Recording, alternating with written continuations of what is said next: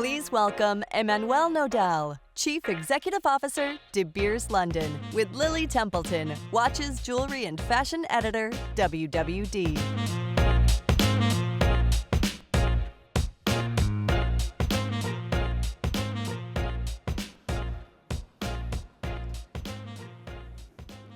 So welcome to Hong Kong, Emmanuelle. Hello, thank you.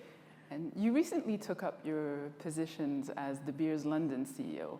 Can you tell us what your approach was, what your mandate was arriving at the helm of this rather young jewelry maison?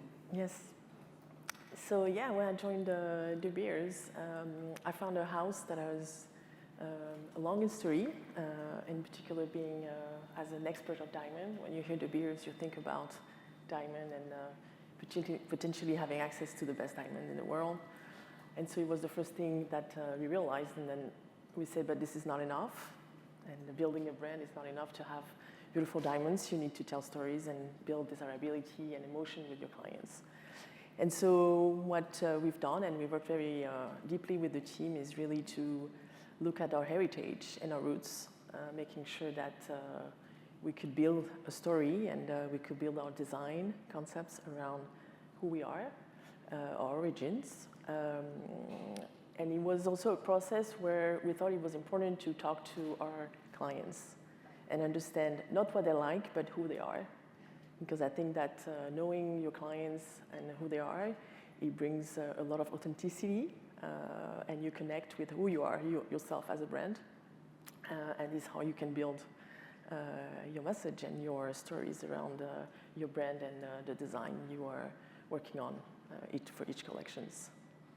And speaking of identity, you arrived at a particular junction for the brand because it changed from being De Beers Jewelers to De Beers London. Mm-hmm. What does that mean? Yes.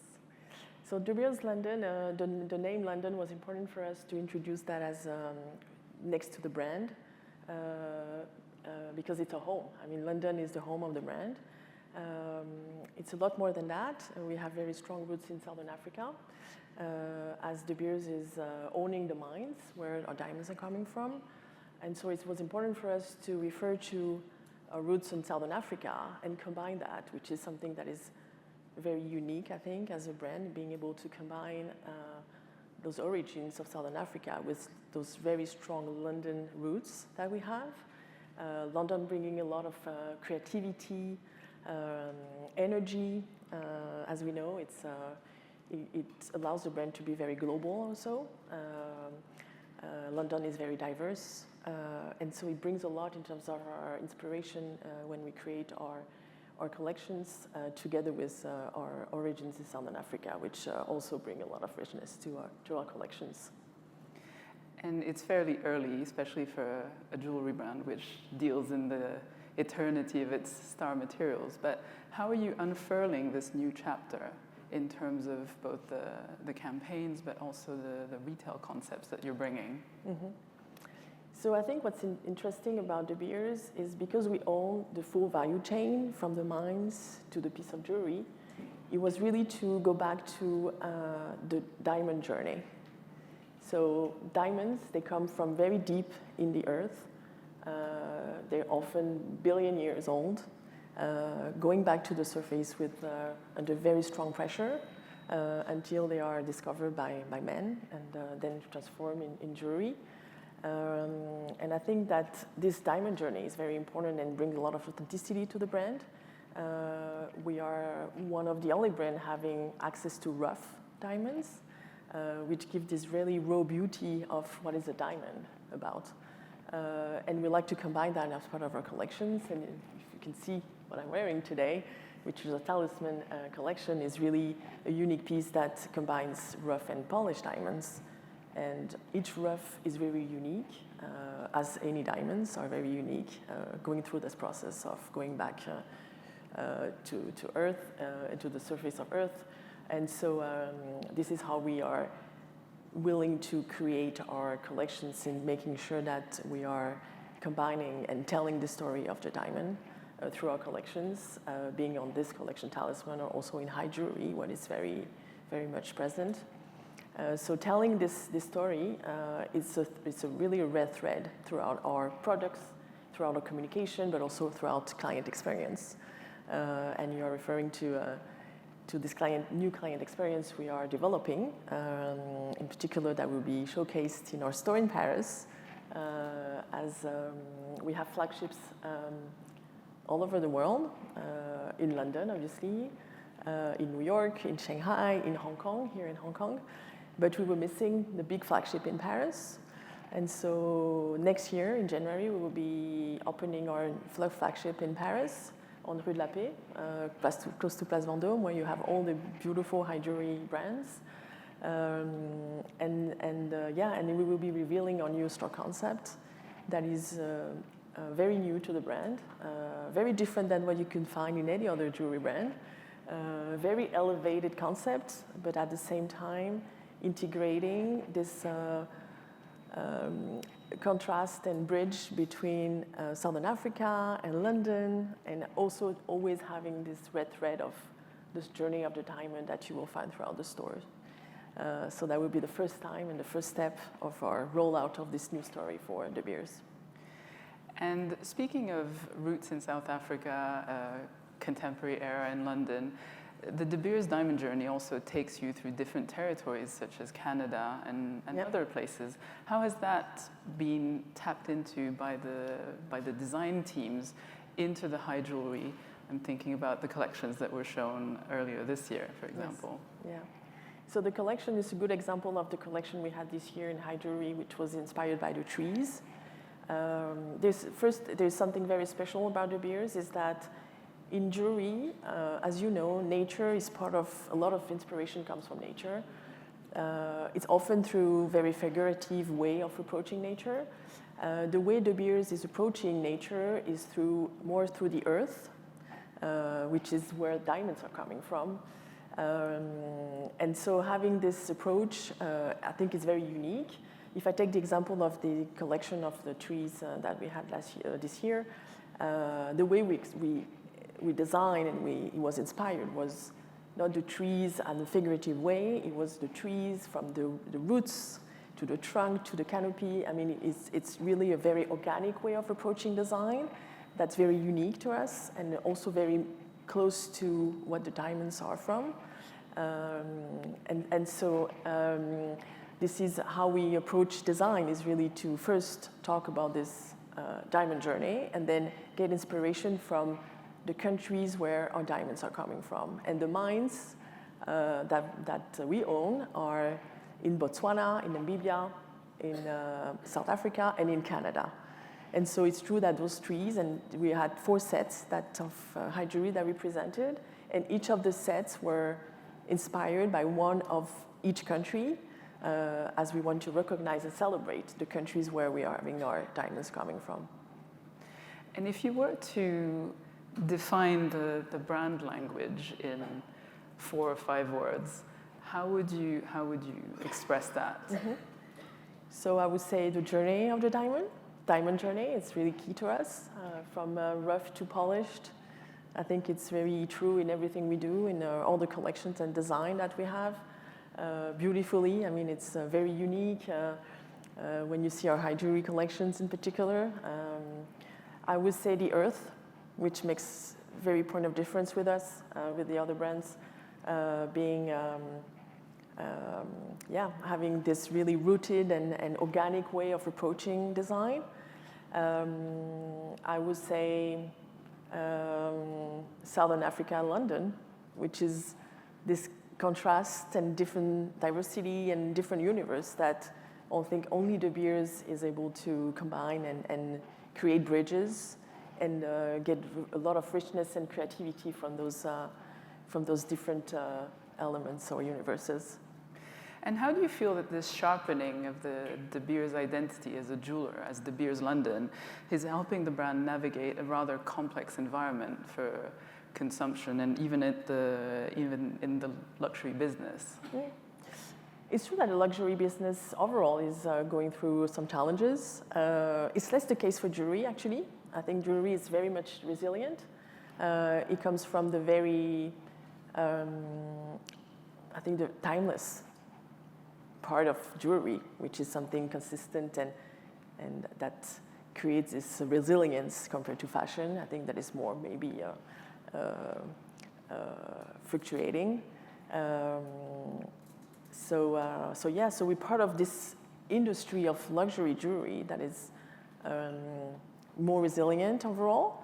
And as a brand, I think what's important for us is really to be consistent, having a very strong vision on where we want to be consistent on the values and the roots. I think we heard a lot about this. I think being authentic, I think it creates this sustainability and the timelessness of the brand. And so this is how we want to approach the future of the brand, and I think it is also how we can adapt and grow as part of the industry. And do you feel that because De Beers has this long heritage as a diamond producer, that you need to shift away from diamond as uniquely a commodity and transform it as a cultural part of the De Beers London story? Yes. I think that, as I was saying at the beginning, the diamond expertise is our foundation, but it's not enough. I think talking to our clients, we realize that they come to De Beers because they know we have the most beautiful diamonds, but they also come because we tell the story, a very authentic story. We have very strong designs, very raw, very organic, and I think that's very important that we are able to tell the stories, to connect with communities, or to, in particular, in the arts or in the creative universe. We just partnered this month, actually, with Saatchi Gallery in London. So it's a contemporary art gallery, and it's something that we get a lot of inspiration from. We are having a lot of projects in developing also partnerships with fashion schools in London. So also to be closer to what's going on in London, I think it's very important for us on the creative field to nurture our inspiration and being strongly present in the city of London where we are based. And given this cosmopolitan rooting, how do you make the brand relevant to a global audience? What is your secret sauce there? I think the brand is global already. I mean, we have a very strong awareness even in countries where we don't have stores. So it's something very strong for the brand. It's like we have many countries where we're still not there, and we will be at some point, but where the brand is very well known, and we're not present there. So I think we already have this global reach, which is very interesting. To what do you attribute this to? It's the timelessness of the brand, and the brand has been existing since 1888. So it's been there for a long time and very well known as being the diamond expert. So I think it was created this global reach. Being relevant is really being true to who you are. I think it's really something that this consistency, this relevancy, it's really important. And this is why I think we are so successful with our clients, is really bringing this authenticity to our designs, our communication, of way of approaching clients when we're having connections with our clients in the stores or during events. And without spoiling too much of what's coming in the near future with De Beers London, can you tell us a bit more about how you're going to unfurl all of this across 2026? Mm-hmm. So the year 2026 will start with the opening of the flagship store in Paris, as I was mentioning earlier, Rue de la Paix. This is a big moment for the brand. It's a big statement. You probably know Rue de la Paix, Place Vendôme is where you have all the high jewelry brands present, all the flagship stores. So for us, having this location and being able to having our new concept, the new story in Paris, in this specific location is a very important moment for us. It gives us a lot of visibility to local clients, but also internationally, as Paris, as you know, for fashion, but also for luxury jewelry is very important. So we will launch the year with that. We are working very much on our icons. So our icons is our lotus and talisman. And so next year we will be reinforcing on icon Lotus in the month of March and other moments in the year, where while staying very true to who we are, we will be developing some new propositions with a major communication and activation around this collection in particular. And then in July, we will be opening, relocating our store here in Landmark to Princess Building, and it will be the rollout of this new store concept in Asia, and the first store will be here in Hong Kong in Princess Building. So we're very excited about this coming project and being able to showcase our products and also our new concept here in Hong Kong. Why was it important for the second store global flagship to have this new concept that you're bringing from January? Why was it important to set it in Hong Kong? I mean, Hong Kong is a major city for Asia and to reach the whole Asia, and I think it was important to have the opportunity as we had this relocation to make sure that we could also continue to roll out this new story we want to tell. And I think it's an amazing opportunity that we are able to have that new store in July here. So yeah, we're very excited about this. And after not quite 6 months at the helm, how would you define your mandate stewarding De Beers London into its next chapter? Yeah.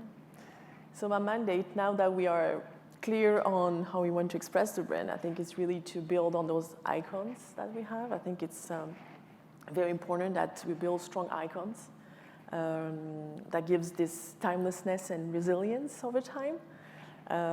It's for sure bringing and developing desirability through our communication platforms. That's very important that we are consistent everywhere we go and everywhere we talk to and to all the different audiences we have. And obviously it's enhancing the client experience through our stores, through the concept, but also through the way we host our clients. I think it's very important that we give a lot of attention to clients in hosting them in our store, giving a lot of generosity and still staying true to who we are. Well, thank you so much. Thank you. For walking us through this. Thank you, everyone.